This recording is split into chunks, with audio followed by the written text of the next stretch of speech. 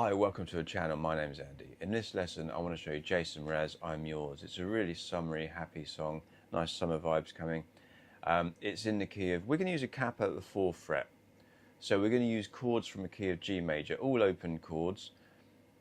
It's a 4-chord repeated pattern, and then because we've got the capo at the 4th fret, it sounds like we're playing in the key of B, and that's why we're using a capo, because the key of B is quite a hard key to play on the guitar, lots of bar chords. We can keep this to open chords.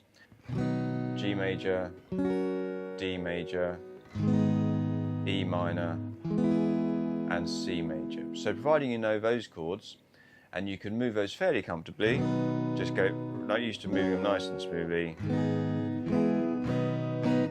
We can focus on our right hand strumming. And the right hand strumming in this song, if you listen to it, it's got quite a percussive sound to it, and it's quite a fast, busy strumming, but we don't have to worry about copying a record exactly, because obviously there's a band playing, there's a piano part and different instruments. So, but the main pulse of the song we want to get across is this kind of like every strum. If we're strumming 4 beats in the bar, 1, 2, 3, 4, the beats 2 and 4 are louder and more percussive sounding, and that's kind of emulating a rock drum. You know, it's like boom, cha, boom, cha. So those kind of rhythms, and 2 and 4 is often the beat we're strumming. Even though this isn't really like a heavy rock song, it's quite a mellow, happy, summery song.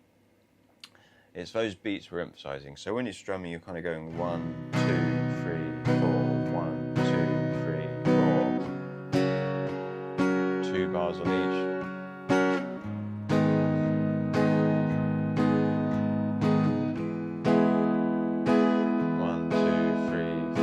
To make sure those 2s and 4s come out louder, we don't have to hit all the chord on beat 1 and 4. We can just keep a shorter strum on those, and then, so I would do like the bassier part, then the higher part on 2 and 4.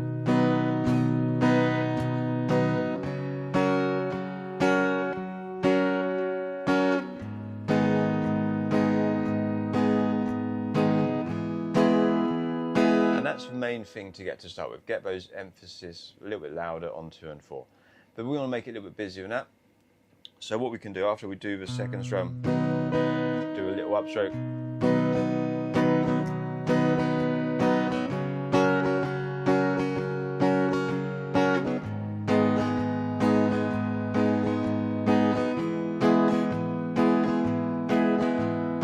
So just going down, down, up, down, down, up. But don't lose sight of where our beat 2 and 4 is. Da, da, ga, da, da, ga, da. Nice and strum.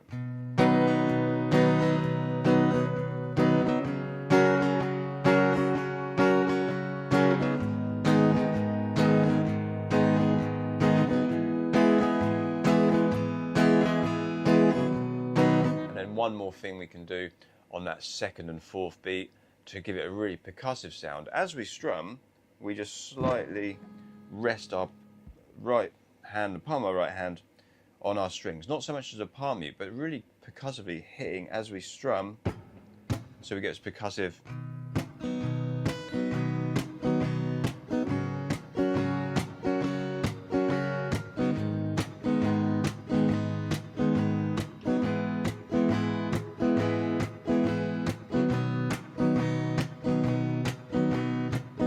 And then that really starts to take on the sound of a snare drum, giving that really nice percussive rhythm. And then we can add even more strumming in.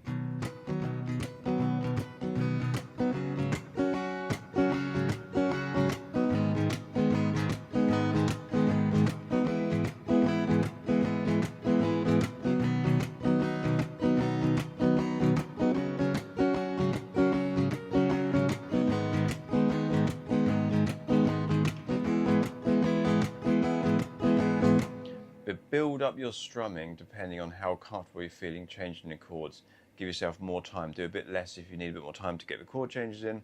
Make it busier as you get more comfortable. So the main thing to get is just on every beat, and you can emphasize with a slap, that kind of slap muted strum. So as you're hitting the strike in the strings, hitting the strings with the palm of your hand as well. So on beats 2 and 4, change chord. And if you just do a louder one instead of a mute, 1 once you've got that comfortable, you can add the upstroke. And if you do it over slap,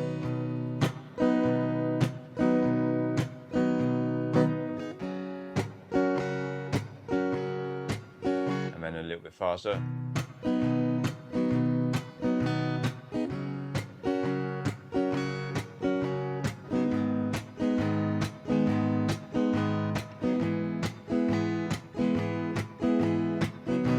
I think that sounds really cool. But it's tricky, so the coordination of hitting and striking exactly at the right time takes a bit of practice. So just do it on a very simple, slow rhythm, strum, then a sort of muted, percussive slap.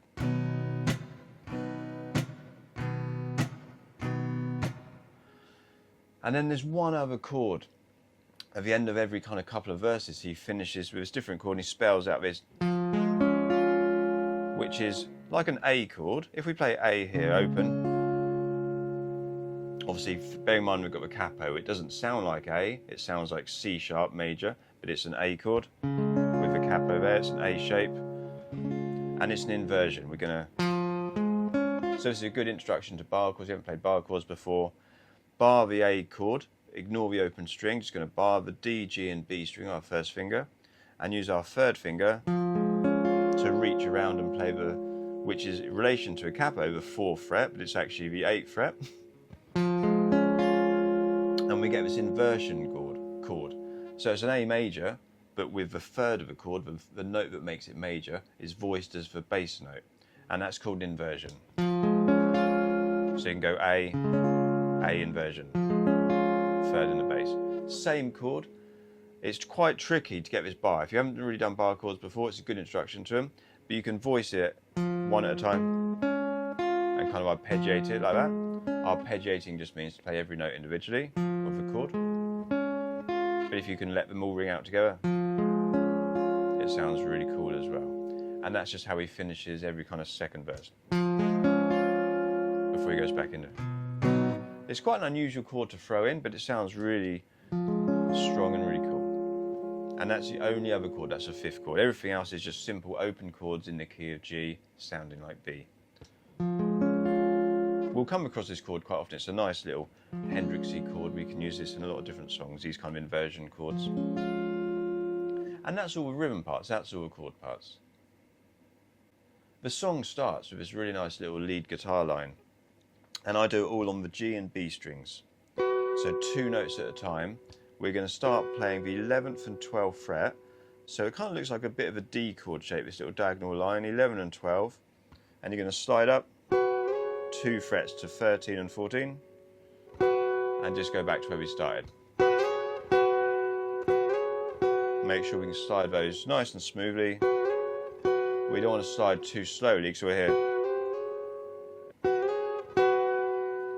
We repeat that. When we repeat it, just bar this first finger across the 11th fret on the G and B string.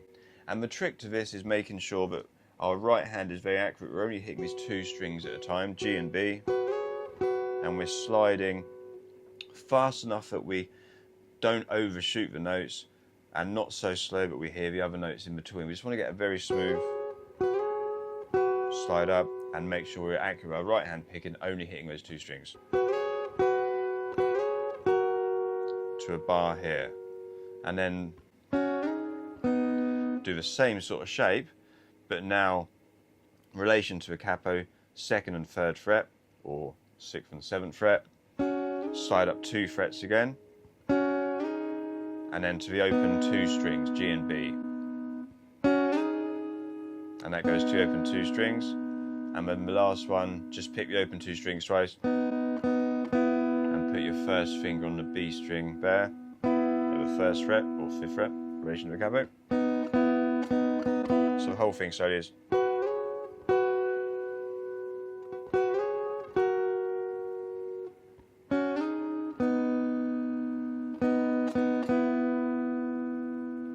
And it's a really pretty sound. It's on electric guitar to start with, a bit faster.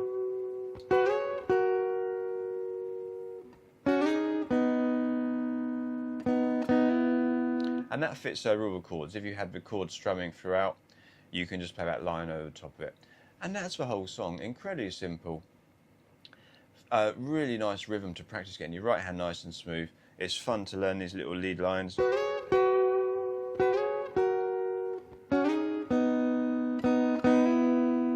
And you can mess around, put a loop on. I'll do a little loop and show you how it all fits together. But it's great fun to play. Nice summer vibes. Have fun with it. If you've enjoyed the lesson, please give me a like, give me a comment, give me a thumbs up, and I'll see you again soon.